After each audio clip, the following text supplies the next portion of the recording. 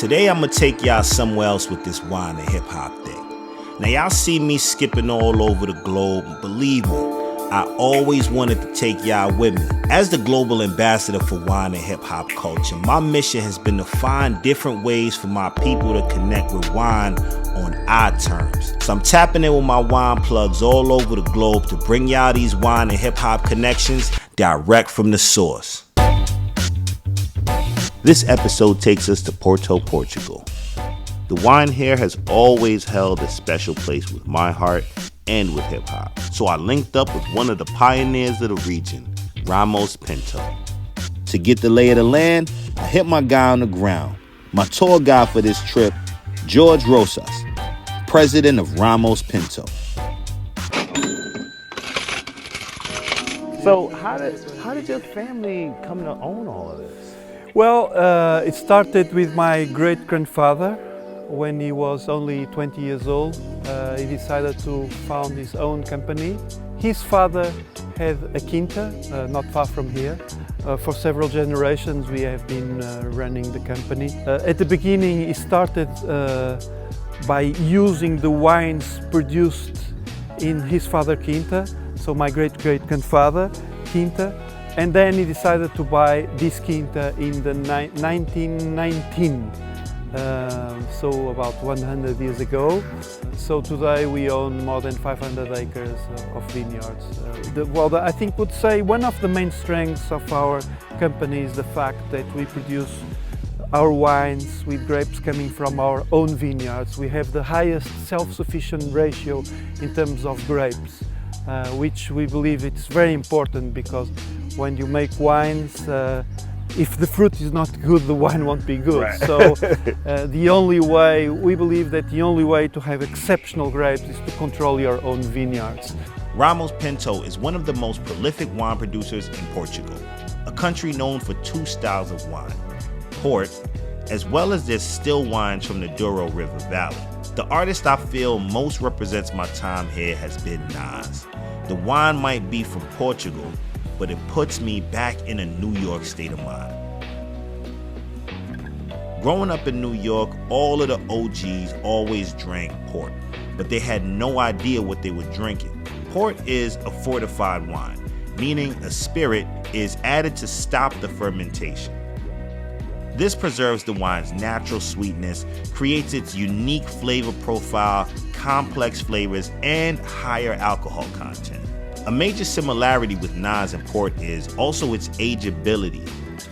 Nas been on people's top 5 list for 30 years, is still out and still active. Due to the stop fermentation, Port ages extremely well. So you know that Ramos Pinto cellar was crazy. So this is vintage port Roriz in half bottle, in magnums, in bottles. So today we are able to do a vertical tasting of Roriz or Touriga Nacional, so we can understand the evolution of the color, the aromas of each grape.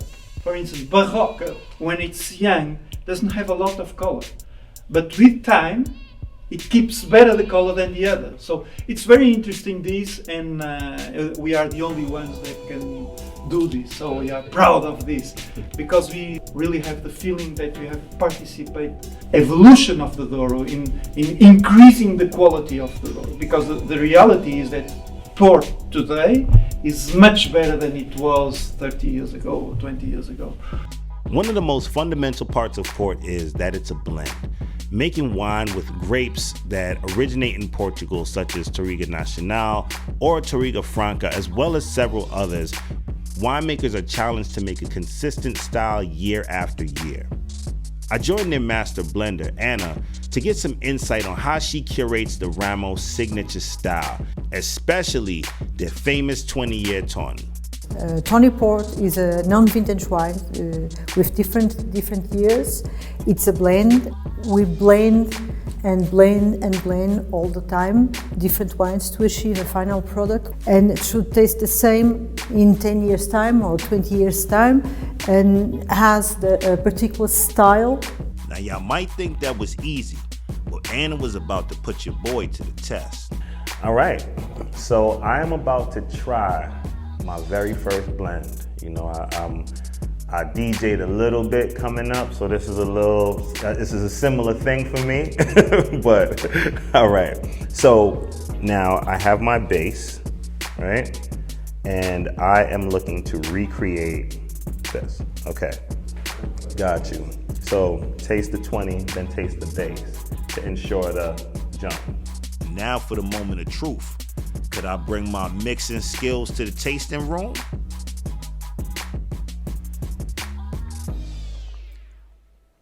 I don't think my blend's quite right. I think Anna's blend was a little better, but I'm not mad at it. I can see where I went wrong. I don't think I have enough punch in here. I need a bit more acidity. So I might not be quite there, but I got one more shot before my paper's graded. It's time to break out the cheat code. Let's try this with the Coherta 1900 base. Let's see. Well, that's the secret weapon in this one.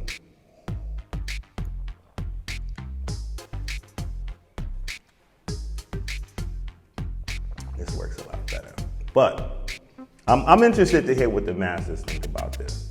Let's see. All right. Let's get I'm gonna get my test graded right now.